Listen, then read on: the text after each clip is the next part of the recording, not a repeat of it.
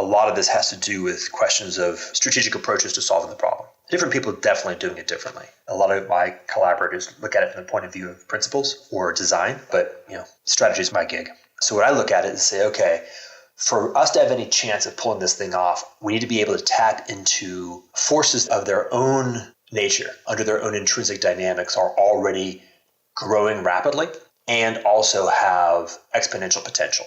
Right? So we can only solve this problem if we're actually riding waves that are big and growing are growing rapidly enough to be able to have enough impact to be meaningful in the time frame that we have.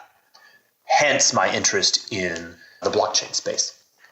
If you take a very, very close look at the way the blockchain space has evolved since inception, and you map that to every single form of cultural, technical development in history, what you see is something that has the right characteristics.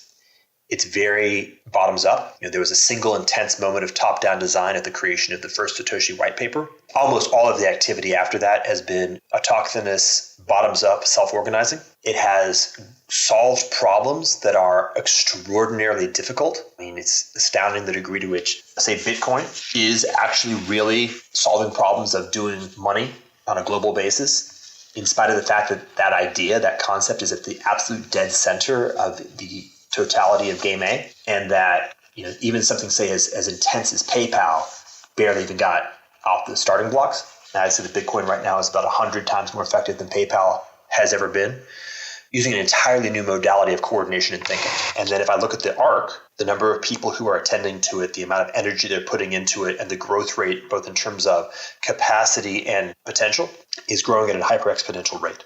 So strategically, that's a good place to focus. That's the kind of thing that if we can get in there now, where it is still very, very nascent to initial conditions, as it expands and the potential realizes itself into actuality, we get a lot for free.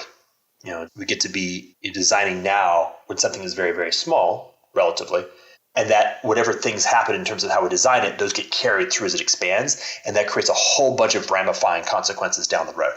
And it's exactly at the sweet spot. Yeah, exactly. It's the same kind of advice people give about starting business. Follow market waves. Don't try and build something from scratch that there isn't already a market demand for.